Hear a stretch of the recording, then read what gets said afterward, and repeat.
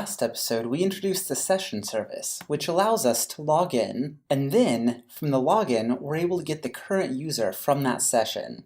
However, that session is not persisted, so when you reload, you're no longer logged in. We need a way for the browser to keep track of which session we're in, and we're going to do that through cookies. So in previous project, I've used jQuery cookie. However, that's no longer maintained and it's been superseded by JS cookie, so we'll use that. First, we'll install a JS cookie plugin via Bower. Then, in our EmberCLI build file, or if you're using an older version of EmberCLI, Brock file, we'll import the JS cookie library. Then we'll have to make sure to restart our server.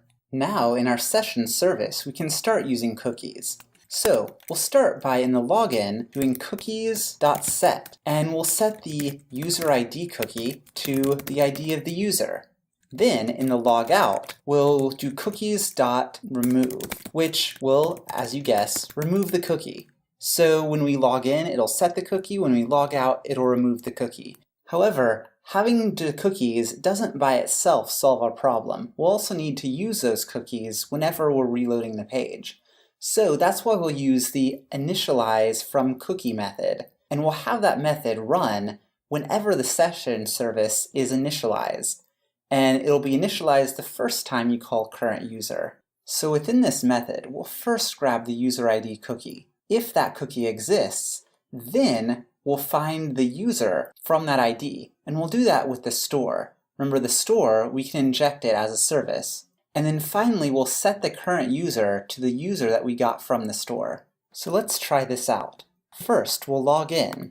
Then we'll reload the page. And we're still logged in. And logging out works, and we're still logged out.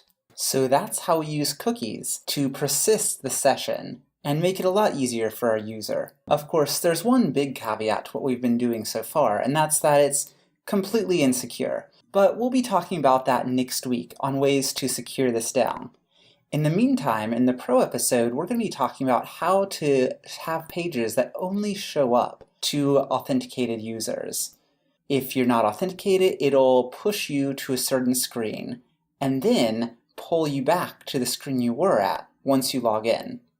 I'll see you then.